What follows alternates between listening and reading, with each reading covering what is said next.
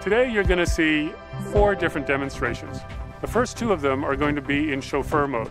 What chauffeur means is that the car drives for you. You would use a chauffeur car if you can't drive, for instance if you're disabled, if you don't want to drive, if the traffic is very bad, or if you're taking a taxi cab ride, like mobility as a service.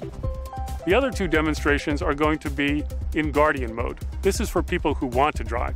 It's a safety net against having a crash. We have designed a special test car which has dual steering wheels, dual brakes, and dual accelerators. The reason for this is that we need 2 different personnel in the front of the car. One is a safety driver. The other driver is a test driver. They are there to interact with the car as if they're the actual driver in a production car. But for our development, this is a tremendous advance because it lets us test the Guardian system with an actual test driver while still having a safety driver there just in case. We're going to start off with the chauffeur mode of the car, where the car is going to be doing all the driving for us. So you can basically sit back, relax, and enjoy the ride. All right, you ready, Sharon? Yes, I'm ready. Are you ready, Aaron? I'm ready. Okay, here we go.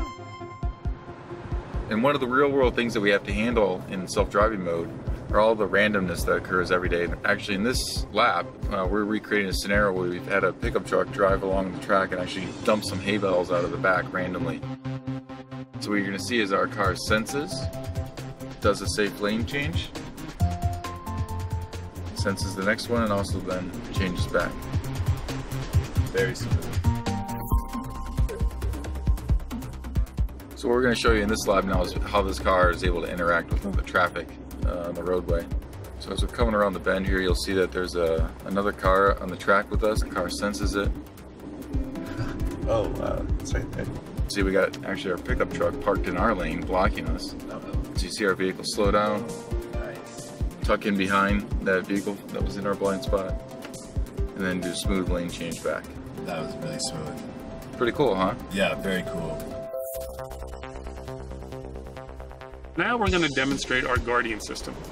We're going to emulate what happens when a driver falls asleep. Guardian can tell by using a camera that's part of the dashboard. The camera can even see through sunglasses in order to see what the driver's eyes are doing, or if their head is moving into a position that indicates they're not paying attention. So Ryan, whenever you're ready, why don't you go ahead and pretend to fall asleep.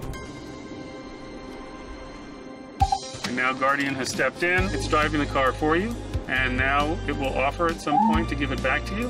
Why don't you go ahead and take it now. One of the most frightening things that can happen on the highway is when a car in front of you switches lanes to avoid debris. You have very little time to react because your view is blocked by the car in front of you.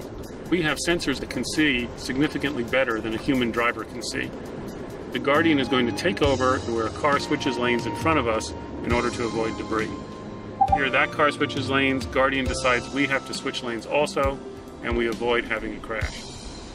Now Guardian has offered to hand back control, and Ryan has taken control back of the car.